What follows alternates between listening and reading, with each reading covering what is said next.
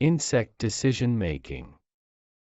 It has long been held that decisions made collectively by large groups of people are more likely to turn out to be accurate than decisions made by individuals.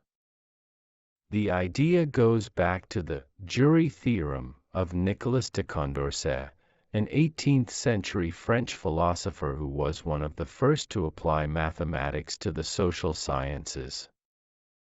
Condorcet's theory describes collective decisions, outlining how democratic decisions tend to outperform dictatorial ones.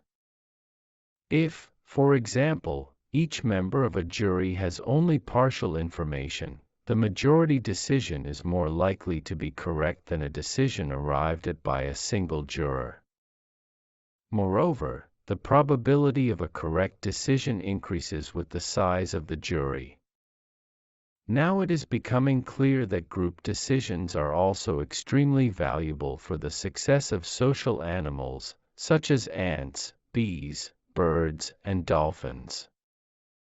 Bees make collective decisions, and they do it rather well, according to Christian List of the London School of Economics, who has studied group decision-making in humans and animals. Researchers led by Dr. List looked at colonies once the original colony reaches a certain size.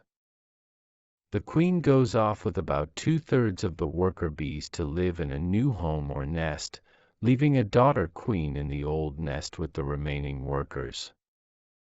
Among the bees that depart are some that have searched for and found some new nest sites, and reported back using a characteristic body movement known as a waggle dance to indicate to the other bees the suitable places they have located. The longer the dance, the better the sight. After a while, other bees start to visit the sites signaled by their companions to see for themselves and, on their return, also perform more waggle dances. The process eventually leads to a consensus on the best site and the breakaway swarm migrates. The decision is remarkably reliable, with the bees choosing the best site even when there are only small differences between alternative sites. But exactly how do bees reach such a robust consensus?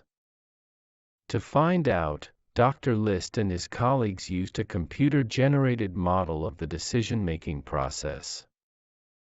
By experimenting with it, they found that, when bees in the model were very good at finding nesting sites but did not share their information, this dramatically slowed down the migration, leaving the swarm homeless and vulnerable. Conversely, bees in the model blindly following the waggle dances of others without first checking. The researchers concluded that the ability of bees to identify successfully and quickly the best site depends on both the bees' interdependence in communicating the whereabouts of the bee's site, and their independence in confirming this information for themselves. Another situation in which collective decisions are taken occurs when animals are either isolated from crucial sources of information or dominated by other members of the group. José Halloy of the Free University of Brussels in Belgium used robotic cockroaches to subvert the behavior of living cockroaches and control their decision-making process. In his experiment, the artificial bugs were introduced to the live ones and soon became sufficiently socially integrated that they were perceived by the real cockroaches as equals. By manipulating the robots, which were in the minority, Halloy was able to persuade the living cockroaches to choose an inappropriate shelter, even one which they had rejected before being infiltrated by the robots. The way insects put into effect collective decisions can be complex and as important as the decisions themselves. At the University of Bristol, in the UK, Nigel Franks and his colleagues studied how a species of ant establishes a new nest. Franks and his associates reported how the insects reduce the problems associated with making a necessarily swift choice. If the ant's existing nest becomes suddenly threatened, the insects choose certain ants to act as scouts to find a new nest.